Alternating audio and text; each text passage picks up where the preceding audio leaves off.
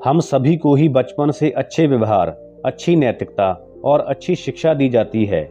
चाहे आपका जन्म गरीब घर में हुआ हो या फिर अमीर घर में, बचपन से हम जो भी सोचते या समझते हैं वो हम अच्छे व्यवहार और अच्छे संस्कारों के अनुसार समझते हैं।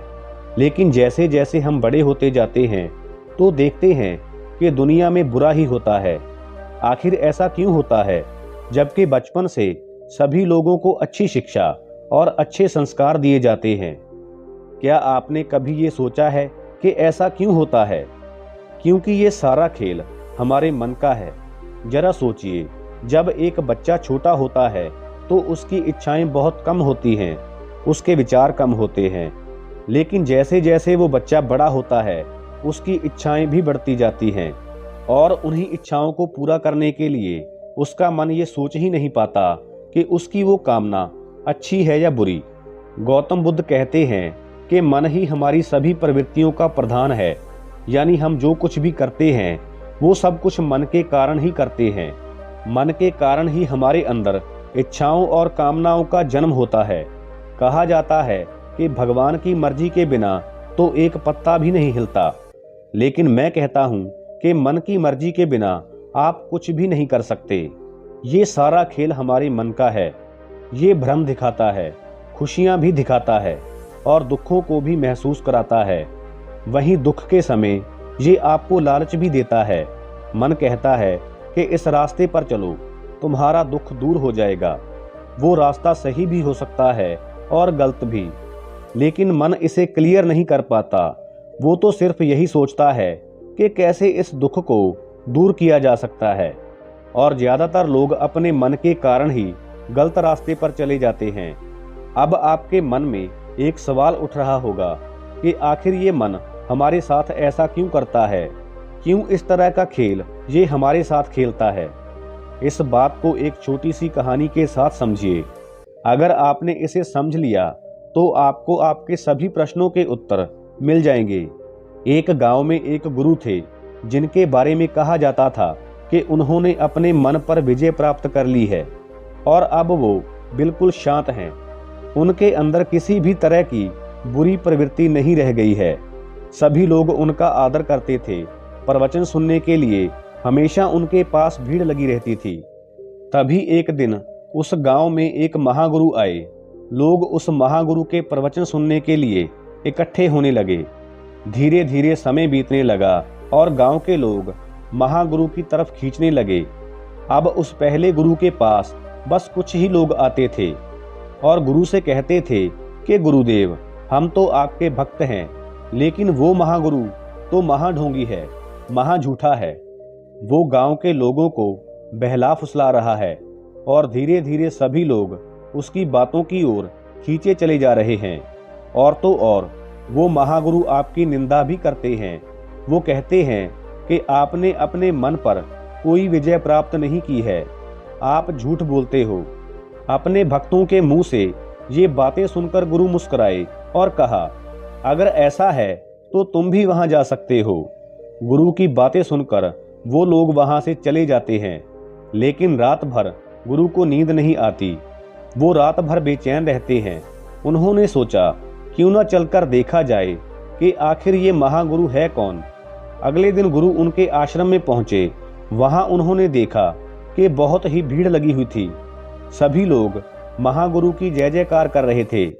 ये बात गुरु को बिल्कुल अच्छी नहीं लगी और वो लोगों के बीच पहुंचे और कहा कि इतने दिनों तक मैंने तुम्हें ज्ञान दिया और तुम सभी ने उन्नति की। ये झूठा महागुरु ना जाने कहां से आया है। अब तुम लोग इसके पीछे चल दिए। एक दिन तुम सभी जरूर पछताओगे। मैं महागुरु को चुनौती देता हूँ कि वो मेरे साथ शास्त्रार्थ करें। अगर वो जीत गए तो मैं इस नगर को छोड़कर चला जाऊंगा। महागुरु ने गुरु की चुनौती को स्वीकार कर लिया। दोनों में शास्त्रार्थ हुआ। धीरे धीरे गुरु हारने लगे। तब गुरु बीच से ही उठकर वहां से चले गए और रात भर यही सोचते रहे कि कैसे महागुरु को इस गांव से बाहर निकाला जाए।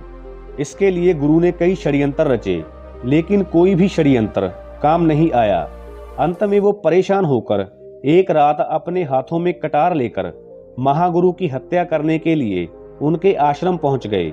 वहां पहुंचकर जैसे ही गुरु ने महागुरु पर प्रहार किया तो तभी महागुरु की आंखें खुल गई और उन्होंने गुरु को रोकते हुए कहा, अभी भी तुम्हें समझ में नहीं आया? अभी भी तुम भ्रम में ही जी रहे हो?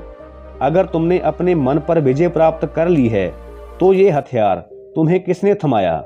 ये जो क्रोध तुम्हारे ऊपर आया है ये तुम्हें किसने दिया? कौन है इसके पीछे? गुरु ने कहा, ये सभी चीजें आपकी वजह से हैं। अगर आप यहाँ नहीं होते तो ये सब नहीं होता। महागुरु समझ गए थे कि मन पूरी तरह से गुरु पर हावी हो चुका है। उनकी आंखें बंद हो चुकी हैं और उनकी समझ भी खत्म हो चुकी है। महागुरु ने कहा कि क्या तुम बुरे इंसान हो? गुरु ने कहा, नहीं। फिर महागुरु ने कहा, क्या तुम अत्याचारी हो? गुरु ने कहा, बिल्कुल नहीं। तो तुम अवश्य ही लालची होगे। गुरु ने कहा, ऐसा नहीं है। महागुरु ने कहा, तो फिर तुम्हारे हाथ में ये हथियार कैसे आए? क्या करना चाहते हो? गुरु ने अपने हाथों की ओर देखा और एकदम से कटार फेंक दी और झुककर महागुरु से कहा, हे महागुरु, मेरी आंखें खोलने के लिए आपका धन्यवाद। परंतु हे महागुरु, मेरे साथ ये सब कैसे हो गया? क्योंकि मैंने तो अपने मन पर विजय प्राप्त कर ली थी। मैं तो अपने मन पर पूरी तरह से काबू कर चुका था। महागुरु ने कहा, मन कहीं नहीं जाता, ये तो तुम्हारे साथ ही रहता है। जब तुम हारते हो तो ये तुम्हें तुम्हारी जीत के सपने दिखाता है और जब तुम जीतते हो तो ये तुम्हें तुम्हारी हार के डर से डराता है। ये तुम्हें सफलता के लिए प्रेरित भी करता है और तुम्हें असफलता के डर से डराकर तुमसे अनुचित कार्य भी करवाता है। जब भी तुम अपने मन को काबू करना चाहते हो तो ये तुम्हें इस भ्रम में भी रखता है कि तुमने इसको काबू कर लिया है, परंतु समय आने पर ये तुम्हें ही काबू कर लेता है। गुरु ने कहा, हे महागुरु, परंतु ये मन हमारे साथ ऐसा खेल क्यों खेलता है?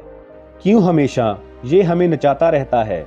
महागुरु ने कहा, हमारा मन दो धारी तलवार है। अगर हमें इसे चलाना ना आता हो तो हम इससे अपने आप को ही घायल कर सकते हैं। देखो, तुम हो तो मन है, तुम नहीं हो तो मन भी नहीं। तुम्हारे अस्तित्व के लिए मन का होना आवश्यक है। बिना मन के तुम कुछ भी नहीं जान पाओगे, अज्ञानी ही रह जाओगे। लेकिन अपने मन के द्वारा तुम बहुत कुछ जान सकते हो, ज्ञान को हासिल कर सकते हो। गुरु ने कहा, हे महागुरु, आपने दोबारा से मेरी आंखें खोल दी हैं। आपका बहुत बहुत धन्यवाद। दोस्तों, हम अपने जीवन में मन के अधीन होकर सभी कुछ करते रहते हैं।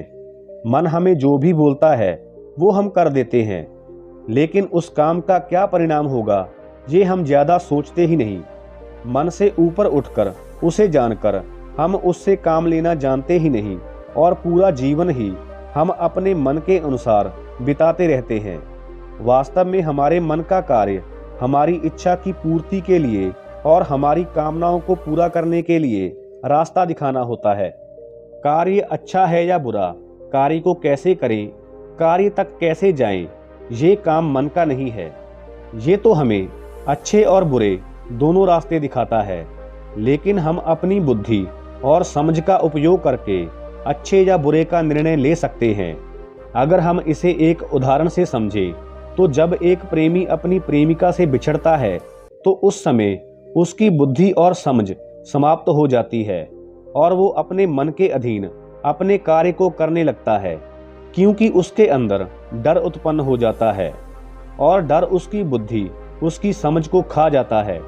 उसी वक्त ही मन उस पर हावी हो जाता है और हम अच्छे को छोड़कर बुरे रास्ते को चुन लेते हैं। मन एक खुली शक्ति है जो बहुत ही पावरफुल है, जिसे अगर खुला छोड़ा जाए तो ये हमेशा बर्बादी की ओर ले जाएगा, क्योंकि वहाँ आराम है, वासना है, लालच है। लेकिन अगर मन को कंट्रोल कर लिया जाए तो ये आपको एक असीम ऊंचाई तक ले जा सकता है, एक सफल इंसान बना सकता है। इसलिए अपने मन को जितना हो सके उतना सूक्ष्म करो और ये आप अपनी बुद्धि और समझ के द्वारा कर सकते हैं। अगर आपने ऐसा कर लिया तो बहुत जल्द आप अपने जीवन में एक बेहतर बदलाव को देख पाएंगे। दोस्तों, वीडियो कैसी लगी लाइक और कमेंट करके बताना। और चैनल को सब्सक्राइब जरूर कर लेना। धन्यवाद।